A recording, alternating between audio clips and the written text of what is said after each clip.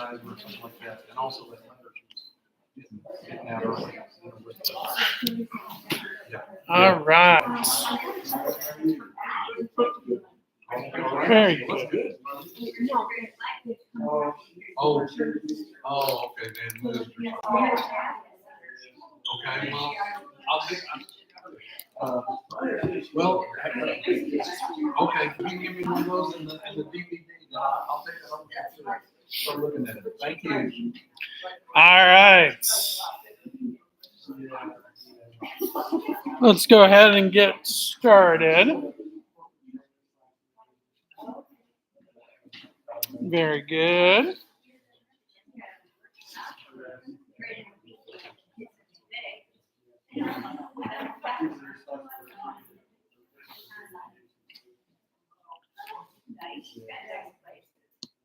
Yeah, I will put these over yonder.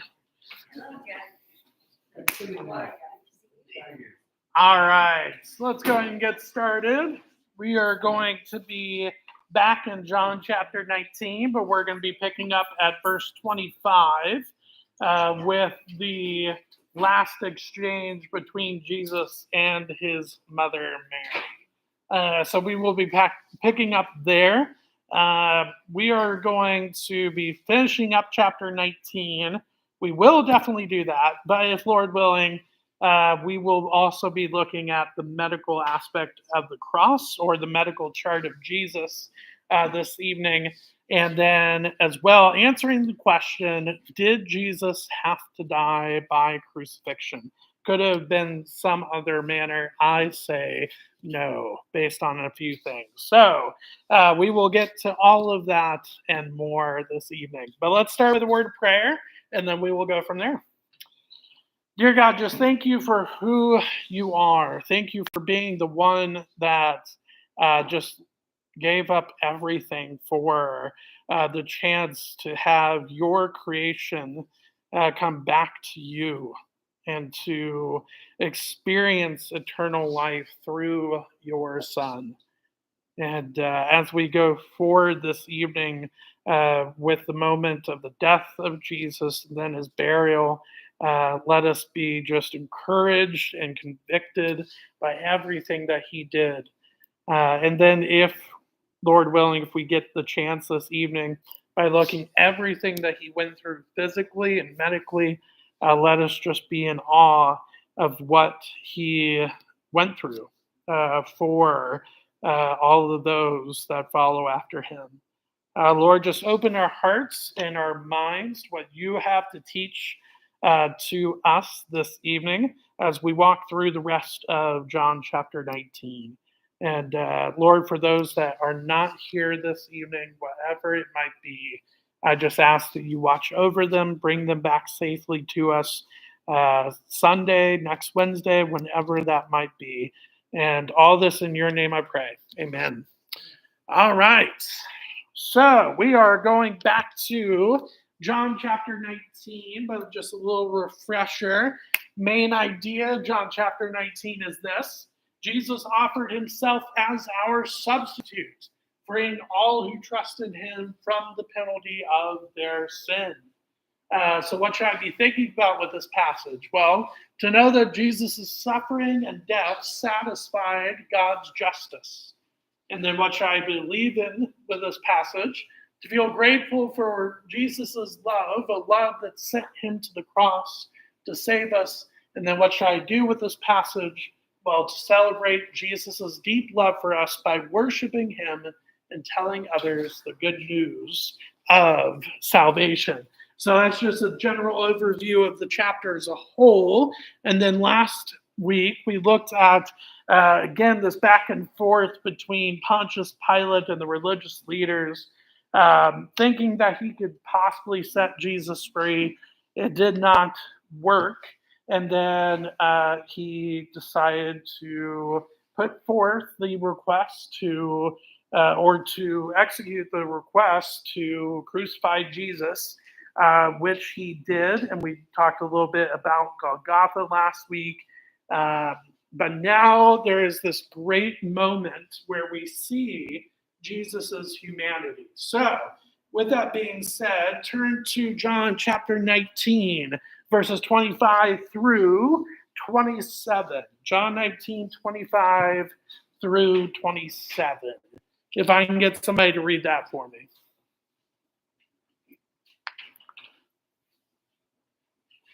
John 19. Yeah, for sure. This is therefore the soldiers did these things, but there were standing by the cross of Jesus his mother, his mother's sister, Mary the wife of Cleopas, and Mary Magdalene. When Jesus therefore saw his mother and the disciple whom he loved standing nearby, he said unto his mother, Woman, behold your son. Then he said to the disciple, Behold your mother. And from that hour, the disciple took her into his own household. All right. So, according to this passage, how many of the disciples, how many of the 12 disciples were at the crucifixion? Just one. Now, is it possible that there could have been more than just one? Maybe. Obviously, we are very much being focused on this interaction between Jesus and his mother, and it just so happens to involve the Apostle John. So is it possible that there may have been another one? Sure, maybe. But I think it is, based on what the text says, I think it's very possible that the other 10, because at this point, Judas is not in a good headspace in any way, shape, or form. Basically, the other 10 are just hiding because they are not sure what's going to happen to them because, well, Jesus is being crucified. And it is a very valid concern on their behalf. Again, not trying to blame them, but it's a very valid concern on their behalf. But as we are told from the Gospel of John, John is there. Now, some have asked, is this kind of a prideful move on the move of the Apostle John? He's the only one to mention that he is at the cross, and he's the only one to mention this interaction. Is this a prideful move for him to kind of throw himself in and be like, oh, see, I was there? I don't think so. Yes, exactly. So I think the fact that he's anonymous, I think that definitely helps. I definitely think, though, that the anonymous disciple that we see in the Gospel of John is John. But at that time, nobody probably would have known. And so, yeah, I don't think it is a prideful, like, oh, I'm the best disciple because I was at the place of the cross. No, I don't think that's the case. However, though, the big thing that I can gather with this is a moment between a son and a mother, and it is a beautiful moment. This section is a beautiful example of the humanity of Jesus. Because again, Jesus is not 100% God and, some human, or he's not 100% human and some God, or he's not 50-50 of each. No, he's 100% God and 100% human. And we see his humanity on display here in this moment. Why is that? What's the big thing that's on display here that makes you go, wow, Jesus really is really very much a human just like I am? What's the thing that makes you go, wow, he really cares? I don't know about really cares, but I know he does. Yes. But I'm thinking of how he asked John, this is your mother, this is your son, and how he was, I say in his humanness. Yeah. Looking after his mother who he loved so dearly. Yeah. Yeah, and that's the thing too. It's Jesus is not just this all-knowing and everything will be fine because I'm God. No, he understands the tension that is caused with difficult situations. And again, for Mary at this point, we can very safely assume that Joseph, the adopted father of Jesus, that Joseph is probably long since passed. And so, again, if you are in the society and you do not have, if you are a widowed lady and you do not have a husband, that can be a very hard situation. And then you lose your oldest son on top of that. That's a lot to take in. Now, granted, she has other sons, as we see through there's another part in the gospel as we see with the epistle of James. So she has other sons, but this is a big loss for her. It's a very big loss for her. And so, yes, it shows the humanity of Jesus. I agree. Or the humanness of Jesus. Yeah. Anything else? Why is this such a beautiful moment of his humanity?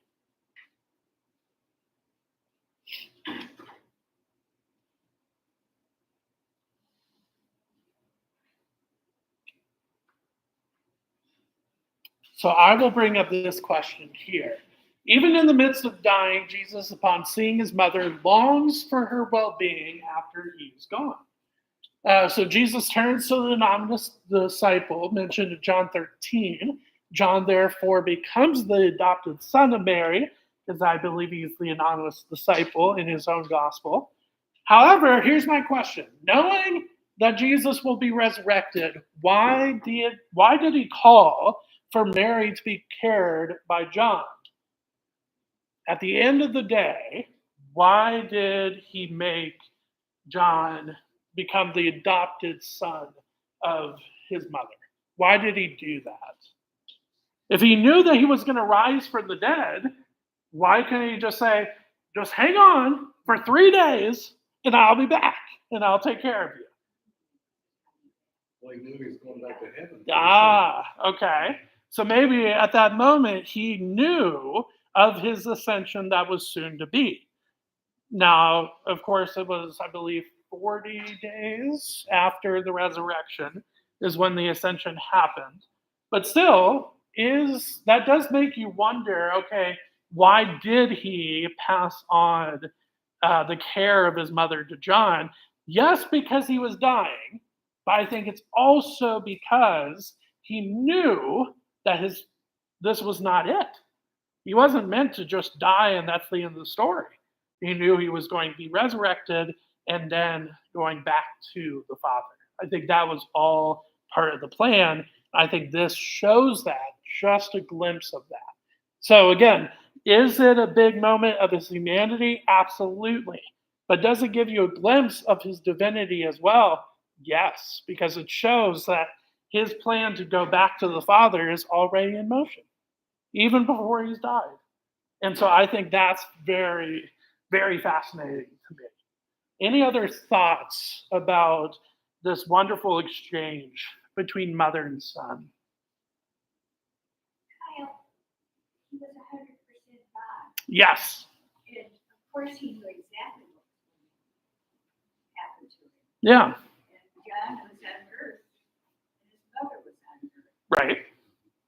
So that was just logic. Yeah. I think, though, a lot of the times when we look at this passage, we just see, oh, he's asking John to care for his mother just because he is literally dying in that moment, which is true. But I am saying, I think there's another layer to it that I really didn't really think too much about when I've seen this passage and looked at before. I never really thought about, wow, he is not saying her up to be cared for just in these next 3 days. He's saying up for her to be cared for the next the rest of her life. So because he knows he is going back to the Father through the ascension. So I think that's, for me, I think that's interesting to see. And I like that. Just if you dig a little deeper, it kind of brings out something that you may not have seen before. Again, I'm not saying that that's exactly what was on his mind, but I think it's certainly possible. Yeah. Any other thoughts?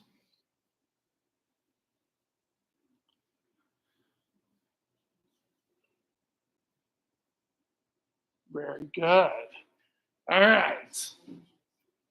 So now we get to the final moments of Jesus. So if I can get somebody to read John 19, 28 through 37. 28 through 37.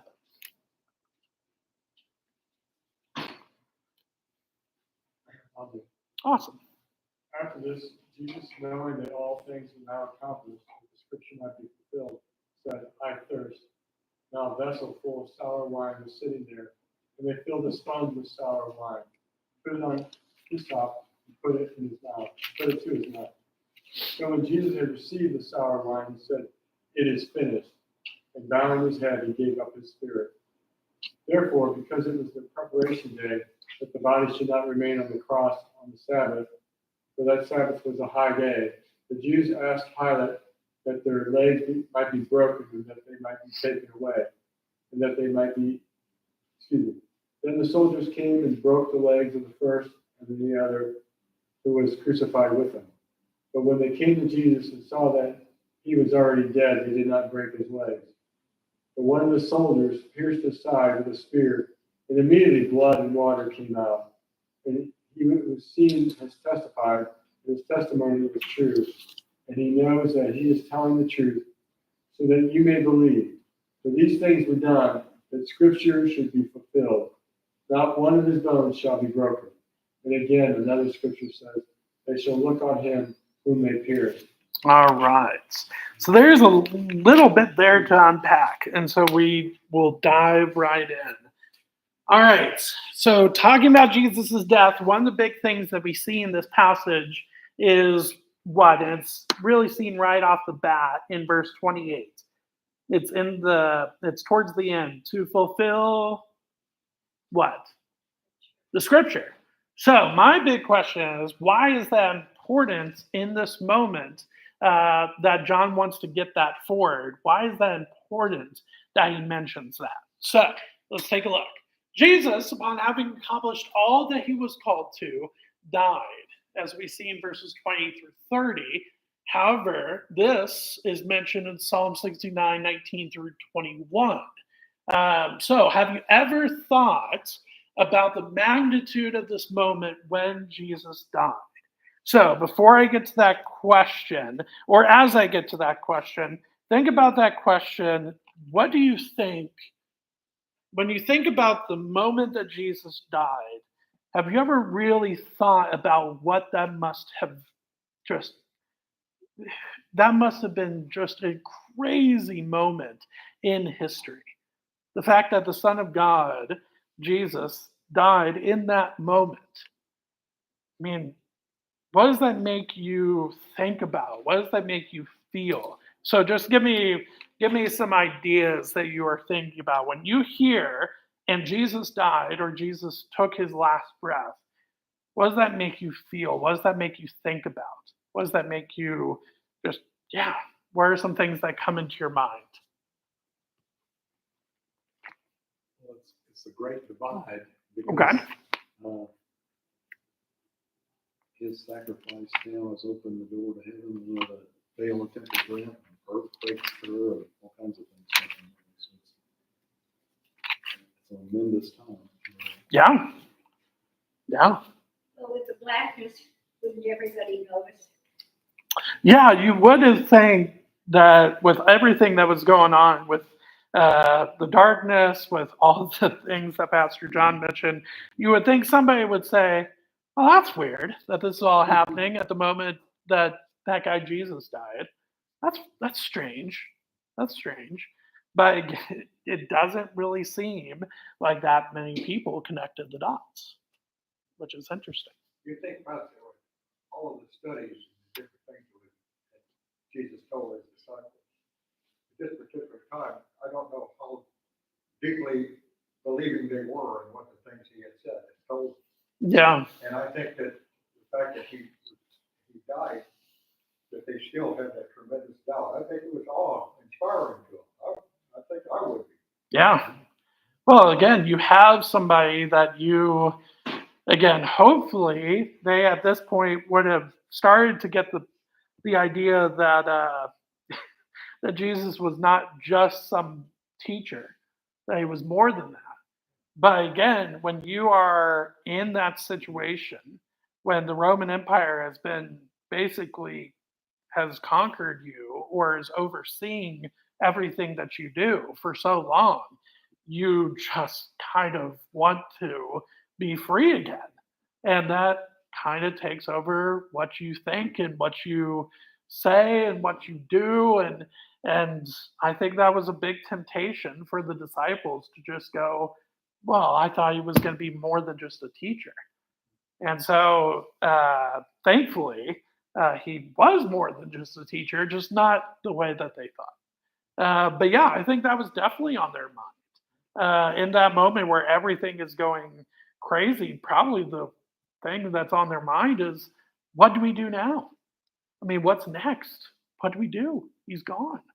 And so it's just, yeah, I think it was a very, as dark as it was outside, I think it was a very dark moment in the upper room or wherever the disciples were hiding. And so, yeah, I think it was a very dark moment for them. Yeah. So let me read to you Psalm 69. So you know my reproach and my shame and my dishonor. My foes are all known to you. Reproaches have broken my heart so that I am in despair. I looked for pity, but there was none, and for comforters, but I found none.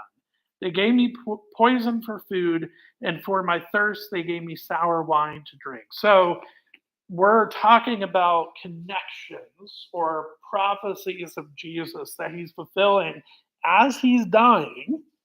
I mean, that is a huge, huge moment. So the reason why the Jews wanted the bodies of those crucified close to the city to die at this hour was because they saw those hanging on a tree as a curse, as we see in Deuteronomy 21, 22, and 23. Now, I'm going to hold off on that verse because that is a very important verse for the reason why I think he had to be crucified, not stoned or not some other method. I think it had to be by crucifixion. And that verse, or those two verses, help explain my thinking on that just a little bit. So I'm not going to spoil it entirely. However, if you want to go ahead and look, you are free to. All right. So, but not one of his bones were broken, by the way. Most of the time, crucifixion was a long process of death. It took days. Days. So much suffering, so much humiliation. It was meant for that purpose. And so, therefore, they wanted to lengthen it out as long as they could. And if it wasn't by Jerusalem, I think they would have wanted him to be up there for days on end. But thankfully, it was near Jerusalem and it was during this time close to a feast. And so they had to bring him down. However, he had died already. So, however, with everything that Jesus has gone through physically and spiritually, he died earlier than normal. Again, when we get to the medical chart, my point that I'm going to make is that it's kind of a miracle that Jesus even made it to the cross anyways, with everything that he went through physically. So therefore, another scripture was fulfilled about his death, for he was pierced and none of his bones were broken, as we see in verses 32 through 37. And check out Psalm 34, 19 and 20 and Zechariah 12:10, where it's talking about his bones not being broken. So now we get to the burial moments. John 19, 38 through 42. So just a few verses there. Who wants to read that for us? Awesome. After this, Joseph of Arimathea, being a disciple of Jesus, but secretly for fear of the Jews, asked Pilate that he might take away the body of Jesus, and Pilate gave him permission. So he came and took the body of Jesus, and Nicodemus, who at first came to Jesus by night, also came bringing a mixture of myrrh and aloes, about 100 pounds.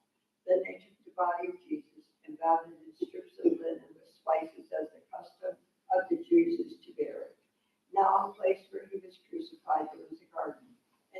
garden and new tomb which John had yet been made. So there they laid Jesus because of the Jews' preparation day, for the tomb was nearby. Okay. So there's a couple of things here that are really, really interesting.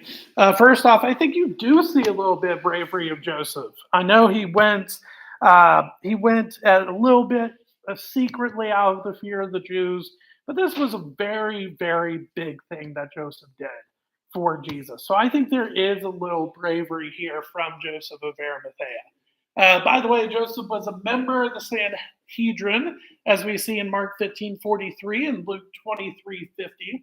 So again, I think it did take a level of bravery for Joseph to show Jesus this act of kindness after his death. Because again, based on the humiliation factor of crucifixion, you aren't just taken down and then given this really nice casket and this really nice graveside memorial. No, you are most of the time, I think we'll get to this in a second, you're just thrown into a pit with other dead bodies. And that's it. You don't have a memorial. You don't have anything to remember you by. That is what is mainly meant for those that die by crucifixion. It's humiliation, not just while they're dying, but after they're dead as well. But thankfully, Joseph had just so much respect and love for Jesus that he shares this moment of kindness with him by burying him. And we'll see where that is in just a second. So, Nicodemus, as well as we know him from John chapter 3, brought the proper burial tools for Jesus. This level of kindness and burial would not have happened, again, with most that were crucified. They were often thrown into a pit to just rot and decay. That is absolutely most likely what happened to most bodies that were crucified, if not all, except Jesus. But the amount of spices, by the way, whether it's 75 to 100 pounds, the fact it's just a lot of spices, shows the level of respect for Jesus. Why is that? Why is this many spices? Why is that a show of respect or kindness? Because it's expensive. It's expensive, yes. It is not cheap. Yeah, so that's good. What else? Yeah, Julie.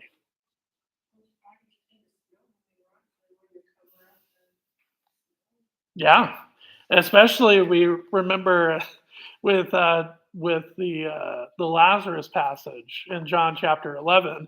The big thing with Mary and Martha was like, oh, it's gonna stink really bad. So maybe they didn't have this amount of spices. Who knows? But yeah, so it's for that reason, practically, absolutely. What else? Anything else? Why this amount of spices? Wouldn't have been easy to find. Okay. It took a lot of effort to get this amount. Yes. And to get it all there before sundown too, especially because again, we're in a time of feast. And so, and again, well, and you are literally touching a corpse, even if it's wrapped in linen. So you have to then get yourself cleansed afterward in order to partake of the feast according to Jewish law. So there was a lot that had to be done in a very short amount of time. You're absolutely right. Yeah. I think again, it's a great moment of respect and kindness and love to Jesus by those that followed him. It is just this wonderful outpouring of love towards him. Absolutely. So the other thing, though, I find interesting is what was used. So the connection to myrrh could also bring you back to the gifts of the wise men with his birth. You could go, well, wait a second, what was one of those things that the wise men brought? It was gold, frankincense, and myrrh. And so it makes you go, that's interesting that was one of the things that they brought to him. Yes, it was significant, and yes, it had a lot of value. but it was often used in burial. And so you could make the connection that at the very time of his birth, his death was being foreshadowed, which again, I find interesting. All right, so then we get to the tomb itself. According to Matthew 27:60, the tomb where Jesus was buried was Joseph's own tomb.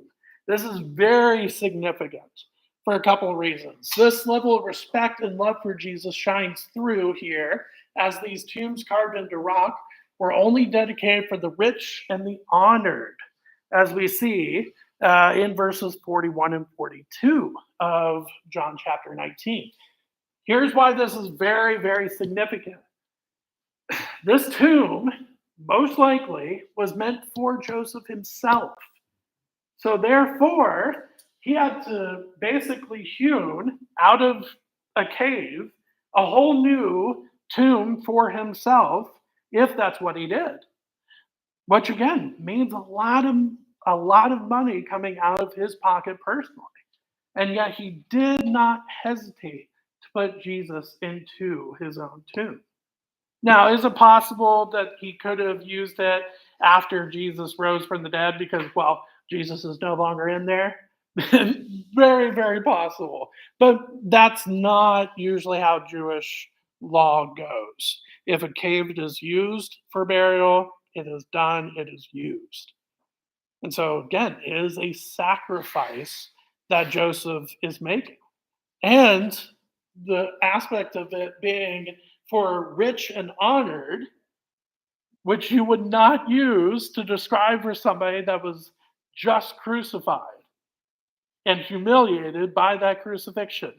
You would not place him into a cave tomb where people would walk by and think, wow, I wonder who's buried there. Because it's not just this, little nice, this little nice rock that's in the middle of the field.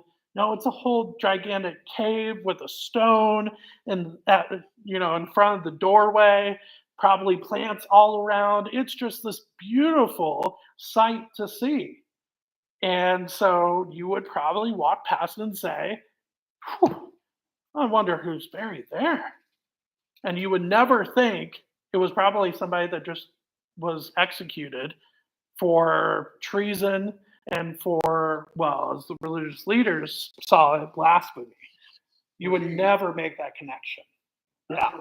What they weren't expecting him to be alive. They put him That's a in good that- question. He was buried him in that tomb. For all they knew, he was going to stay there. Yeah. Which, So that lays a lot of emphasis on Joseph himself that would do that. yeah. Well, it's, again, I don't want to put a lot of blame on those that were there at this time because, again, it's hard for me to completely connect with them because I'm not under Roman Empire rule. If I was, I might think the way that they did. So it's hard for me to blame them completely. But you bring up a great point. I mean, why is it that they thought that they needed to bury him in this luxuriety if they believed that he was going to rise from the dead in 3 days? Again, I think there is a sense of honor and respect for Jesus that they do what they did. I think for sure, absolutely. But yeah, did they all camp out in front of the cave and have watch parties on the cave door and say, okay, we're going to be ready in 3 days time? No, I don't think so. So you make a great point. Yeah. Yeah, Julie. But just like remember saying something about how he was brought into this world with the friend of his birth. Well, couldn't they be anticipating his rebirth and wanting his second to be created with the same level of honor? Yeah, and that's a great point as well. Could it be that they are thinking about his second coming, and that's why they put him in that? Is that what you're thinking that's why they put him in that tomb to show the honor and respect. Right. Yeah. I mean, that is definitely an interesting thought. But yeah, it is an interesting thought. Why did they make that move? Especially with Jesus not just predicting his death, but his resurrection too. You would think that they would remember that. But again, if we put ourselves in their shoes, thinking what they thought Jesus might be, and then seeing that he just died and they gave everything up for him, I mean, again, I probably would have forgotten a couple things that Jesus told me. Just being honest with you. And so again, I can't completely blame them, but I think that's a great point to think about though. Why was he put in the tomb if they unless they did they really not believe he was going to rise from the dead? That's a great question. Yeah, that's a good question. All right. So, with that being said, let's do this because we have time. So, if I can get, let's see, Steve, can I get your help? Yes. Deacon Steve. Oh, I didn't know we had to call it. Pastor Emeritus John. Okay.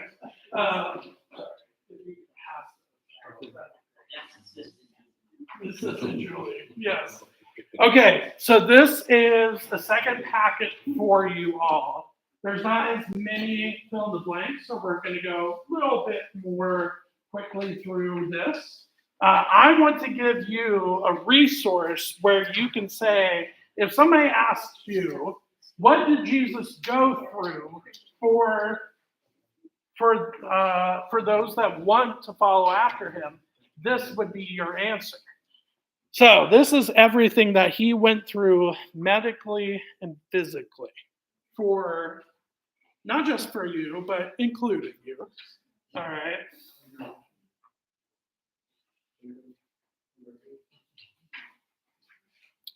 All right. So this is the medical significance of the cross. All right. Main idea of this section, I think, is this. After seeing what Jesus went through on the cross, be in awe of the grace of Jesus forevermore. Absolutely keep that in mind as we are going through everything that he went through. All right, so first, let's talk about pre-cross torture and pain of Jesus, because that's exactly what he went through. What physical torture and pain did Jesus experience on his way to the cross? Well, first, he was spat on by the religious leaders and the soldiers. I think we see that in Matthew 27:30, in Mark 14:65, the first part of that verse. Now, was there a lot of actual physical pain involved with being spat on? No. But there is a lot of emotional and mental pain in that moment, especially knowing that the religious leaders are people from your own country. I mean, that has got to be an intense, just emotional pain in that moment. But then it is followed by physical pain by guards, whether it's Jewish temple guards or Roman soldiers. We see that in Matthew 27:30, Mark 14:65, and then John 19:3. Again, you look at all of these passages for yourself. Yes, I would like to think that I've double checked my work, but I want you to triple check, especially because Paul, when he's talking about the people of Berea, I believe, he commends them because they check the Old Testament scriptures to make sure that what the Apostle Paul is saying is true. So I'm giving you all these references, not so you check them now and get distracted, but so that you can check them later and just make sure, okay, yeah, this is literally in here. All right. So, the flogging of Jesus. This is brutal, brutal stuff.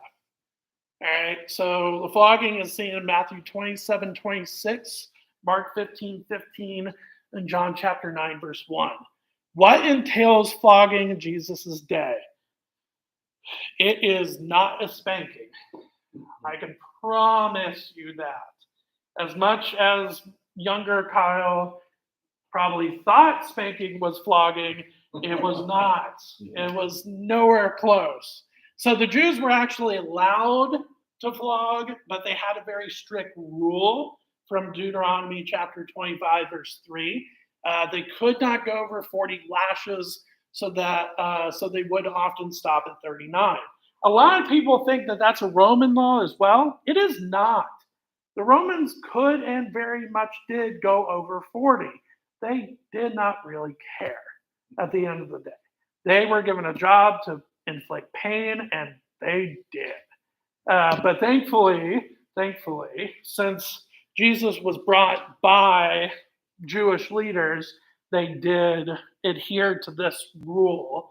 But again, that doesn't mean that this was lessened in any way. And after 39, So- they could die, right? After 40, After 40. yes, yeah. And again, it's not like right at 40, that's it, but it's just the idea of after 40, especially with what we're about to break down with flogging, there would be nothing left. So, and I mean that in a very gruesome manner. So, as we'll see. However, the rule above only applied to the Jewish culture. From what we can tell, the Romans had no limit, as I mentioned before. Okay, so the flogging would be done with what is called a cat o' nine tails. This is a long whip, a couple of feet at max, that has 9 ends, and each end would be knots. However, to give out max punishment, pieces of glass, stone, or metal would be part of those knots. It's not just leather, it is all of that together. So the first 1 to 10 lashes would start to wear down the skin. Then lashes 11 to 20 would completely rip away the skin. Then the lashes 21 to 30 were used to start breaking down the muscles under the skin. And then lashes 30 plus ripped muscles completely out of the body. I mean, it is extremely brutal. And so again, this is why you mentioned why is it 40? I think if you went more than 40, you'd be ripping out organs at the end of the day. I mean, it is an absolutely brutal thing. Because again, these cat o' nine tails are not just to give you stripes, but they are to hook and rip as well. And so it's just, when we get to the Passion of the Christ, this scene in the Passion of the Christ, I break down every single time. I've only gone through it once because it is so horrific. And again, I don't think they even got it all correct either.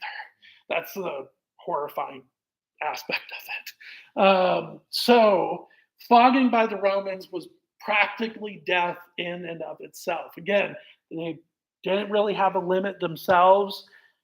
Flogging was very much, could have just been how they killed Jesus.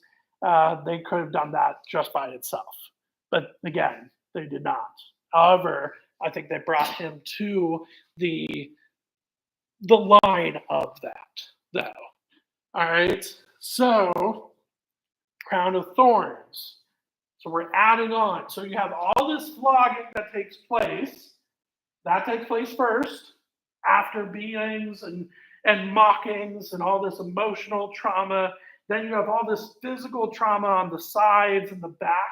Most likely, the cat of nine tails did not do as much damage to the chest. They did more damage to the back and to the sides and to the shoulders. But now you have the crown of thorns. Matthew 27:29, Mark 15:17, and John 19:2. It is hard to narrow down what plant these thorns came from exactly, but it is thought to be believed that the thorns were anywhere from 1 to 1.5 inches, possibly 2 inches in length. They are not these little tiny thorns on the rose bushes that are outside my garage right now. that keep coming back when I prune them over and over and over again, and I keep getting pricked with them over and over again, that is not what we're talking about. These things are what's the term? They're big honking things, according to my uncle down in Indiana. So they are not small. And again, they are meant to, especially in this manner, they create a lot of pain. And this is why. The size of these thorns would easily penetrate the skin of the head. This would then sink into the nerves that are in the scalp and the forehead. This would cause chaos and pain to the supraorbital and the supratrochlear nerves. These nerves provide sensory innervation to the upper eyelids, the forehead, and the scalp. What does this mean? There are a lot of nerves here. To not just poke them, but to absolutely protrude them is, I don't want to think what kind of pain that would be.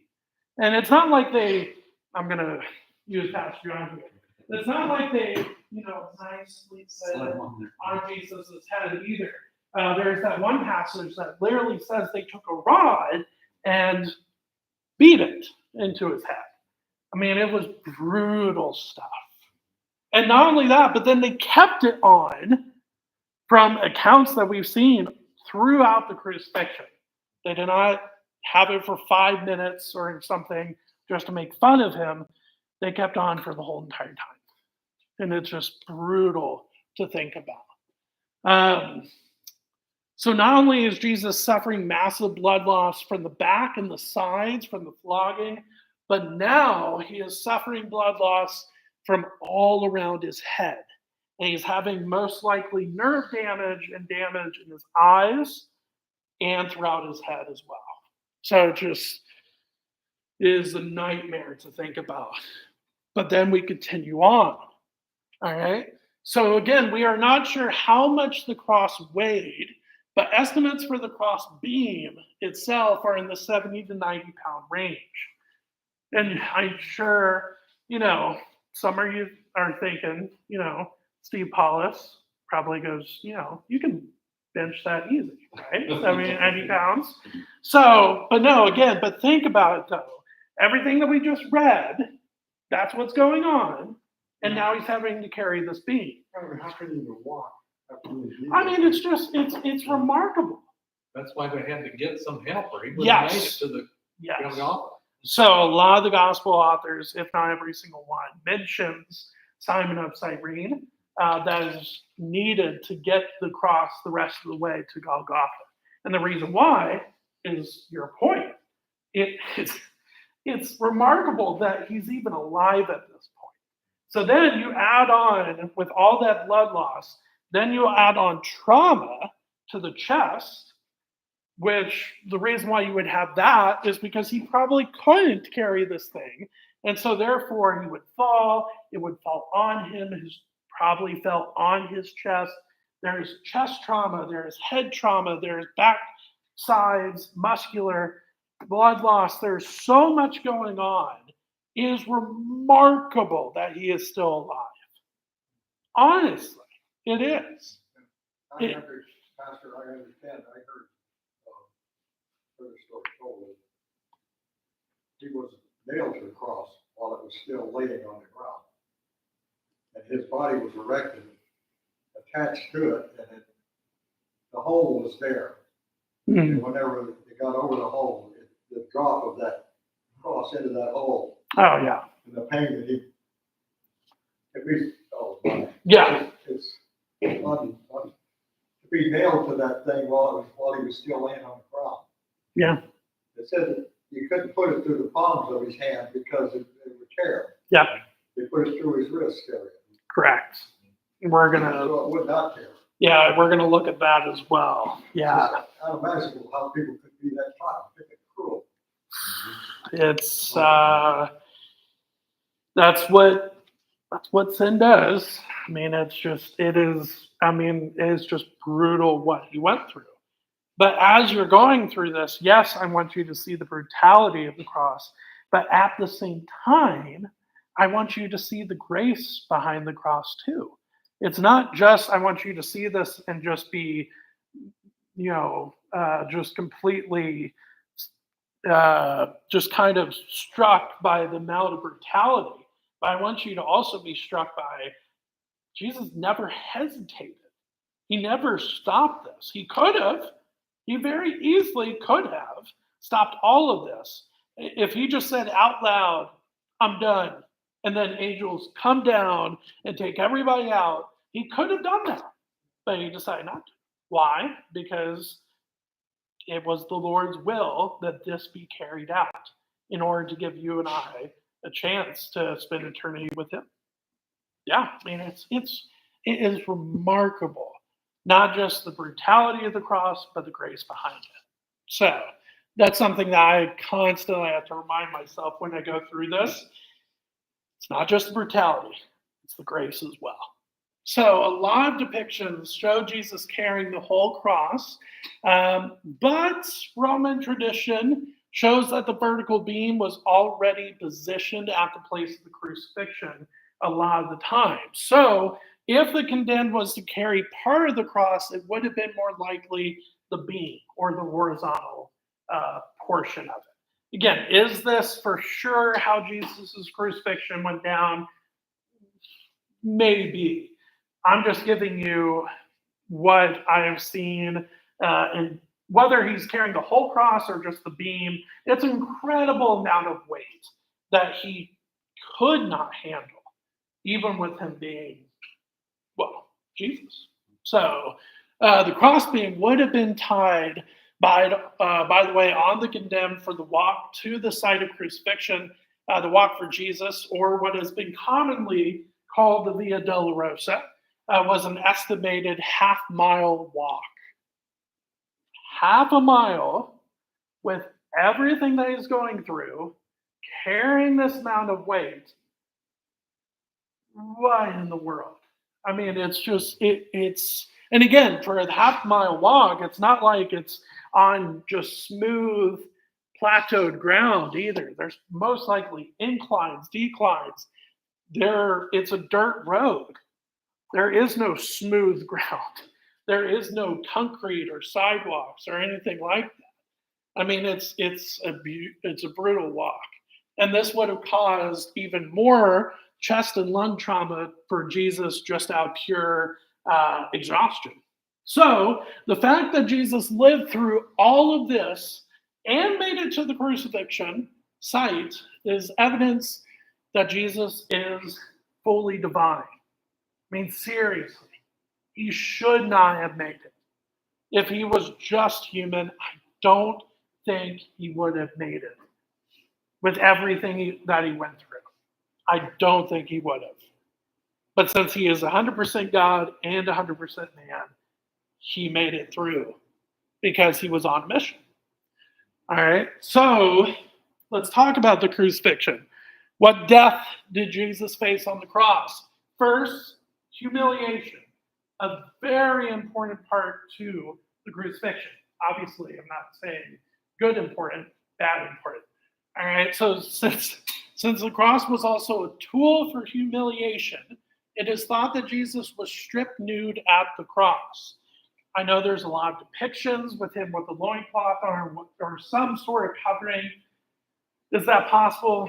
Maybe. But again, this is about humiliation.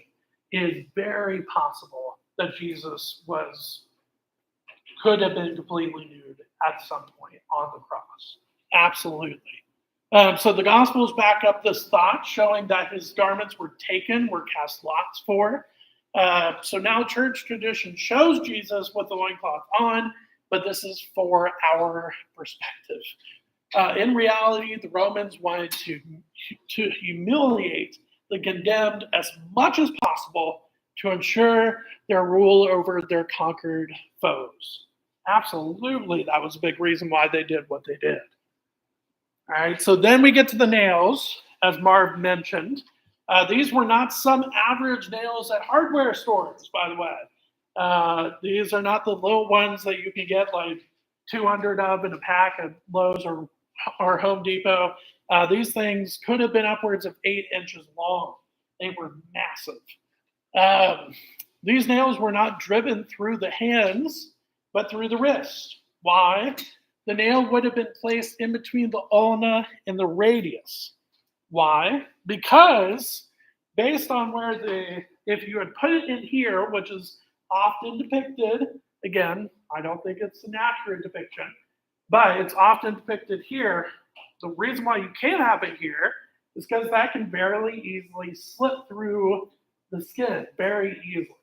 If it's here, go ahead and try to put your finger right through here. So right through here, you can very easily get an item stuck in there and hold there and stay there. And this is, again, not a small nail. It will fit right in there. And I think the Romans probably measured it where they knew exactly what size to put right in here to stay there. I mean, again, brutal stuff. And then a nail was also possibly put amongst the feet as well. With that, I also think too, you also have to wonder, because again, obviously we know about tetanus and rust today. I doubt they knew about it then, and I doubt that they only used these nails once. That's gross, but most likely how it happened. So you also have to think there had to be so much bacterial infection, whether it's tetanus or whatever it is. That has to be going on as well. And so again, just agony. And then you have the duration of time. So he was probably crucified at 9 in the morning and died sometime around 3 in the afternoon. Again, crucifixion would typically take days, according to the Romans, on purpose to humiliate them at max amount. So for Jesus to have died within 6 hours was extremely abnormal. They did not expect that. And obviously, I think a big reason why that was, not just because of the physical, everything that he went through, but because of the spiritual.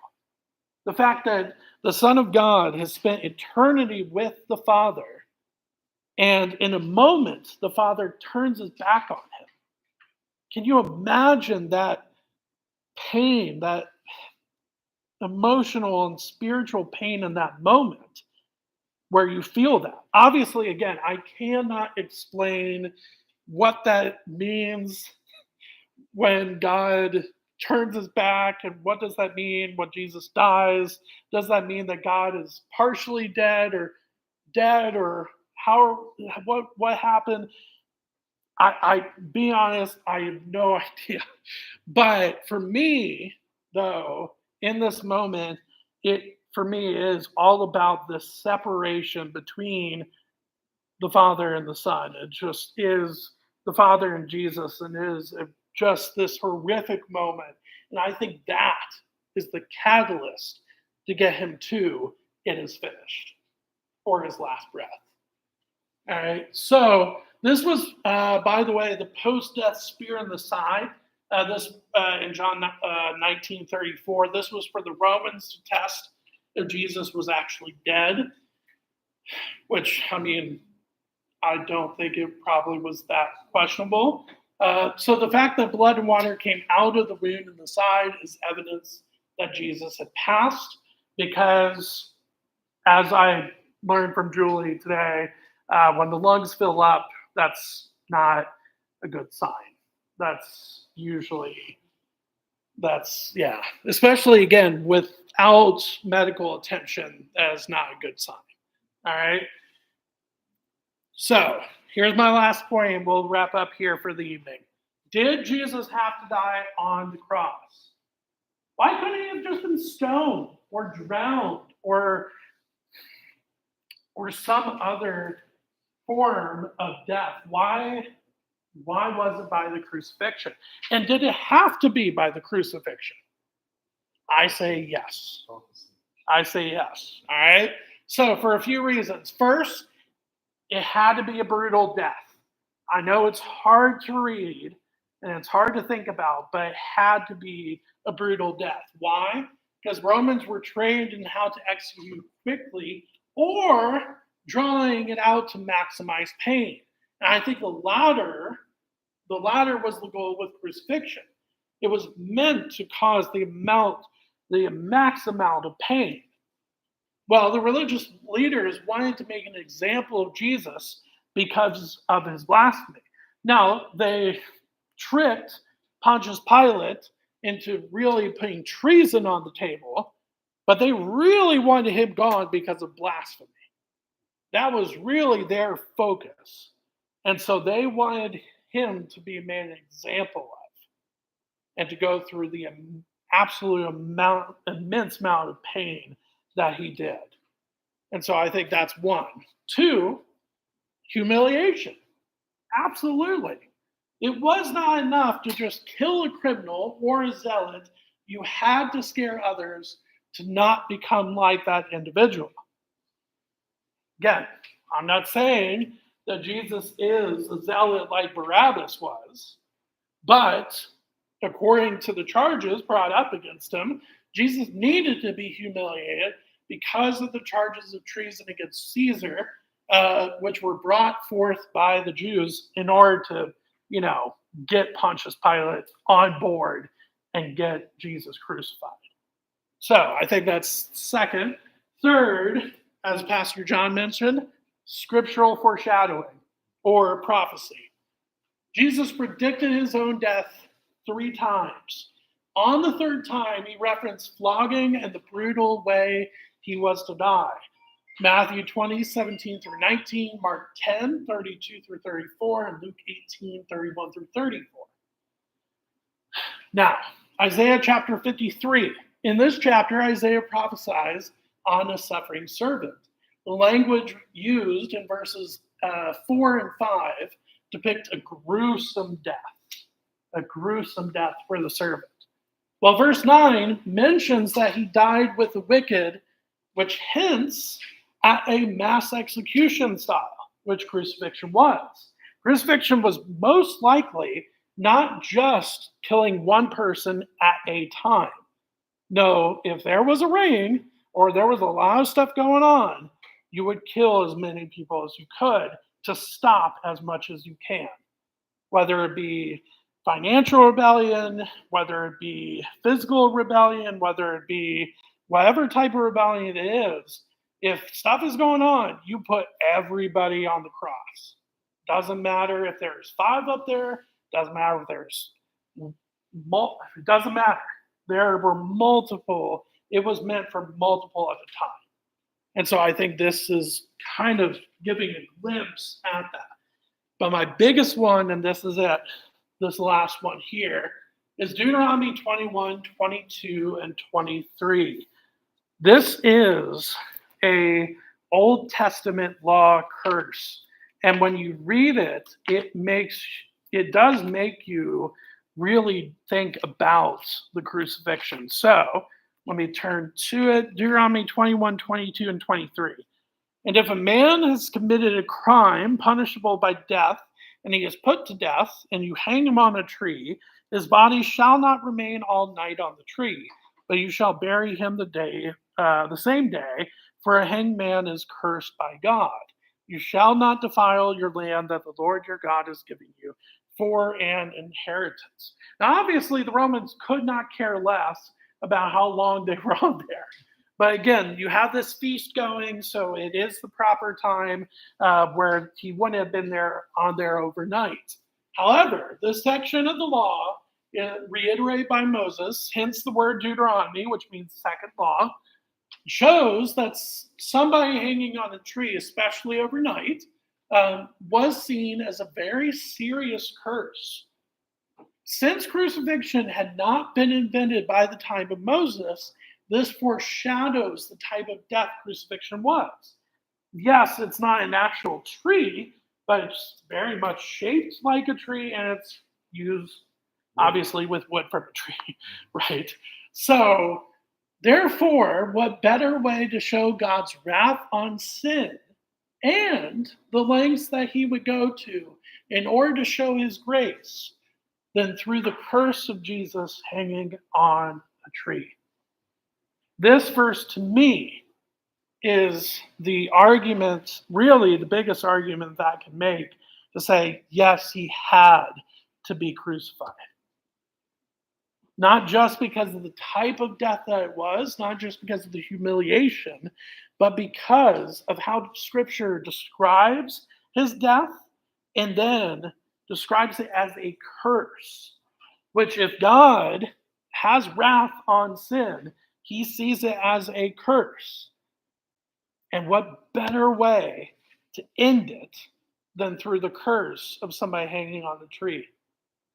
And also, what better way to extend grace by taking that same idea of a curse, but then flipping it and giving you and I the chance to spend eternity through that person that hung on a tree.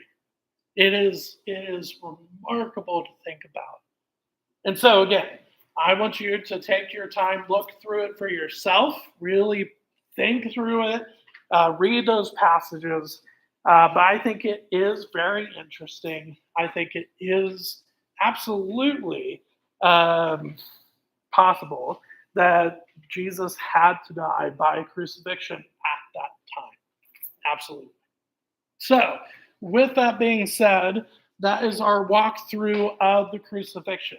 Now, thankfully, that's not where the story ends. So I know that is a lot to take in, a lot of stuff that is not easy to take in, but thankfully the resurrection is on the way and it is not very far away. It is next Wednesday. All right. So with that being said, I will see you all next Wednesday for study. However, we do want